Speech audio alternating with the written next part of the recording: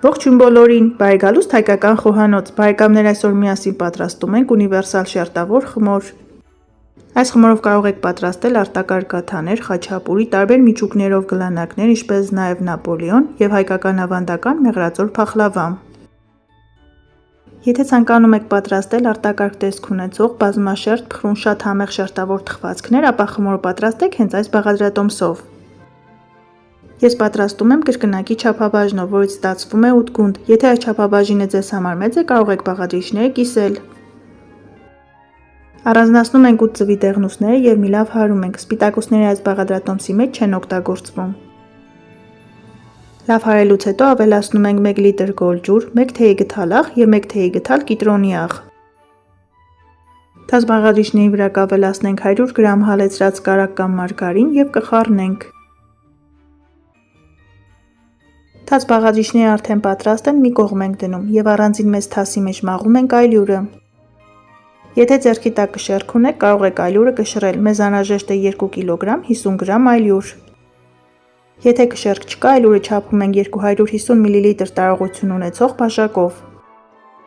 Մեզ անհրաժեշտ է 12 բաժակ այլյուր, 250 մլ տարողություն ունեցող բաժակի մեջ տեղավորվում է 170 գրամ այլյուր։ Այլյուրը պարտադիր մաղում ենք, որպեսզի այն հագեցնենք թթվածնով, դրա հետևանքով շերտավոր խմորը ստացվում է էլաստիկ։ Մեջտեղի հատվածում փոսիկ ենք անում և ավելացնում ենք թաց բաղադրիչները։ Չմոռանամ նշել, որ 12 բաժակ այլյուրից 1 բաժակ այլյուրը թողնում ենք խմորը հունցելու և գնդերը կրկնակելու համար։ Սկզբից բաղադրիչներն իրար միացնում ենք փայտե գդալի օգնությամբ։ Երբ խառնելը դժվարանում է, խմորը տեղափոխում ենք աշխատանքային սեղանի վրա և հունցում ենք 4-ից 5 րոպե։ Խմորը հունցելու ընթացքում անհրաժեշտության դեպքում այլյուր ենք ավելացնում։ Պետք է ստանանք ձեռքերին մի փոքր կպչող փափուկ խմոր։ Որպեսզի խմորը ստացվի էլաստիկ, մոտ 100 անգամ խփում ենք սեղանին, առանց այլյուր օգտագործելու։ Բարեկամներ, եթե նոր եք միացել հայկական խոհանոց ալիքի, խնդրում եմ բաժանորդագրվեք և սեղմեք զանգակ կոճակը։ Հայկական խոհանոց ալիքում կգտնեք 700-ից ավելի համեղ ճաշատեսակների, աղցանների և խմորեղենների բաղադրատոմսեր։ Ամեն անգամ խմորը սեղանին խփելուց հետո կնկատեք, թե ինչպես է հետզհետե այն դառնում էլաստիկ, էլ ավելի փափուկ և ձեռքերին չկպչող։ Առանց այլյուր օգտագործելու խմորը բաժանում ենք 8 հավասար մասերի և գնդում ենք։ Խմորը 100 անգամ սեղանին խփելուց հետո տեսեք, թե ինչպիսի տեսք ունի։ Յուրաքանչյուր գունդը կշռում է 400-ից 410 գրամ։ Գնդերը ծածկում ենք սննդային թաղանթով, որպեսզի երեսը կեղև չկապի, դնում ենք սառնարան և թողնում ենք հանգստանա մոտ կես ժամ։ Կախված հավկիթների մեծությունից և ալյուրի որակից, բաղադրատոմսի մեջ կարող է օգտագործվել 2 կգ-ից մինչև 2 կգ 100 գրամ ալյուր։ Գնդերը պետք է կրկնակենք 3 անգամ, այդ պատճառով մեկ մարգարինը բաժանում ենք 6 հավասար մասերի։ Բազմաշերտ, փխրուն շերտավոր խմոր ստանալու համար ես օգտագործում եմ կաթնային տեսակի մարգարին։ Որքան հնարավոր է մեծ, բացում ենք առաջին գունդը։ 40 գրամ մարգարինը տաքացնում ենք ձեռքի մեջ և հաց կտրելու համար նախատեսված դանակով քսում ենք շերտի վրա։ Այսպես շատ հեշտ է աշխատել, պարտադիր օգտագործեք ձեռնոցներ։ Այսպես փափուկ մարգարինը շատ սահուն ձևով քսվում է խմորի վրա և խմորը չի ծակվում։ Յուրաքանչյուր անգամ մարգարին քսելուց հետո գնդերը դնում ենք սառնարան և թողնում ենք 2 ժամ։ Այդպես ֆիզիկապես չենք հոգնում և հաջորդ անգամ գնդերը կրկնակելը շատ արագ և հեշտ է ստացվում։ Ճիշտ է, շերտավոր խմոր պատրաստելը բավականին ժամանակատար և աշխատատար է, սակայն գեղեցիկ շերտերով թխվածներ պատրաստելու համար արժե մի փոքր չարչարվել։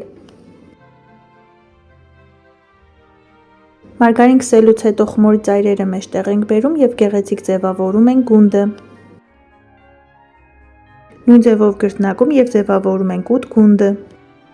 Թանկագին եզ մարգարին քսելուց աշխատեք, որ բացված շերտի վրա առանց մարգարինի հատվածներ չմնան։ Ինչպես նշեցի, խմորը դնում ենք սառնարան և թողնում ենք հանգստանա մոտ 2 ժամ։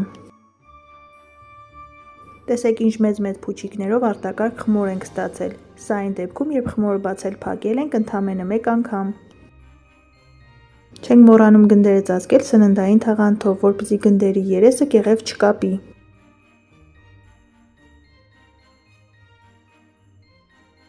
2 ժամ հանգստանալուց հետո գնդերը բացում ենք և մարգարին ենք քսում նույն ձևով։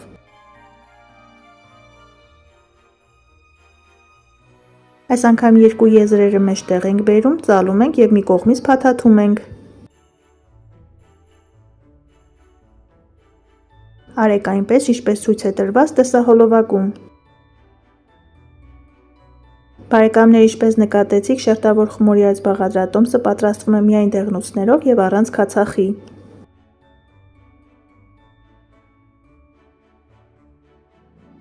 Շնորհիվ այն բանի, որ գնդերը ամեն անգամ մարգարին քսելուց հետո դնում ենք սառնարան, մարգարինը խմորի մեջ չի ներծծվում, ինչի արդյունքում այս խմորից ստանում ենք բազմաշերտ տարատեսակ թխվածքներ։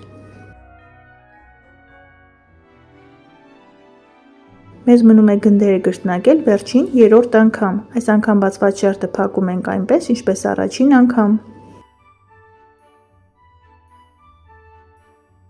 Այս շերտավոր խմորը կարելի է պահել սառցախցիկում 3 ամիս։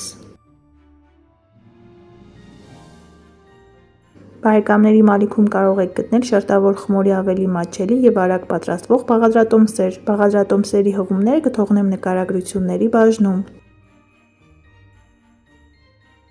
Շերտավոր խմորը արդեն պատրաստ է, կթողնենք հանգստանա մոտ 2 ժամ և միասին կթխենք արտակարգ կաթա։ Երկար պահպանման համար սառցախցիկ դնելուց առաջ յուրաքանչյուր գունդը դնում ենք պոլիէթիլենային տոպրակի մեջ։